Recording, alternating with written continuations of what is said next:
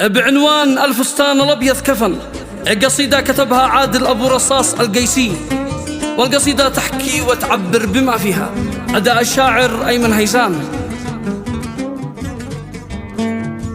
عادل قال يا نهدتي خطي بالورق قصتي عن حبي وعن عشقتني والجرح العميق الكبير. قصة دامت 4 سنين بالحب الغزير الثمين، كنا أجمل العاشقين سمع رسنا والآثير. اتقدمت من ودها أطلب بالزواج يدها، جابت بالرضا ردها يا نعم الغلا والعشير.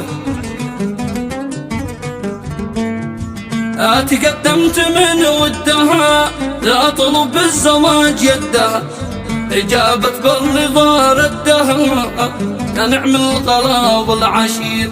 قال أعمامها بالهنا خطبتكم ونيل المنى، يكفينا رضا بنتنا اللي بتقول حيصير. قلبي طار من فرحته يوم تميت في خطبته، لكن يا حسرته جانا الحظ عكس المسير.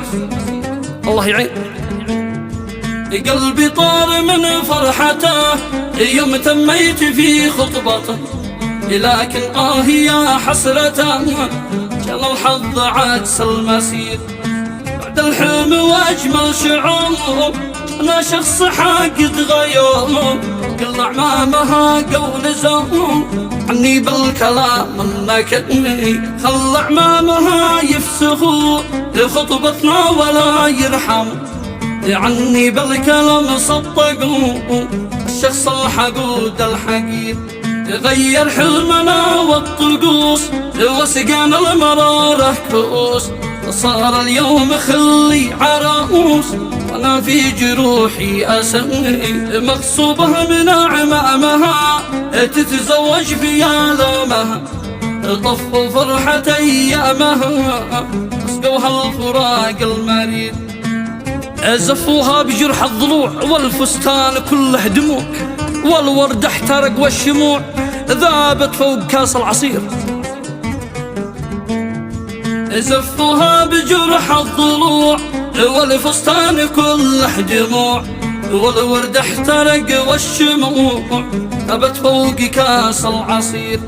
زفوها على نعشها دمعات في رمشها، مسحب الدموع نكشها سجرح واقصى مصير. سارت في دموع الحزن والفستان الابيض كفن، عندي روحها والبدن انا روحها والزفير. يا خلي فؤادي معاك ما بنسى ولا بقنعك، في صمت الشعور اسمعك ادري اني قلبك سعني. اتبسم ولو ما تريد وامسح دمعتك لا تزيد، هذه فرحتك يوم عمي تجعل دموعك تسير. والله يا الغلا ما تهون حبك وسط جفن العيون، بحفظ عشقتي لك وصون لا يوم الحياة الأخير. والله يا الغلا ما تهون حبك وسط جفن العيون، بحفظ عشقتي لك وصون يوم الحياة الأخير. اللي صابنا سهمهم الله ياخذ أحبابهم، تعود المشاعر لهم النهده ونفس المصير. وكلنا الذي لا ينوم كل وجاعنا والهموم، والدنيا أبد ما تدوم الظالم عقابه كبير.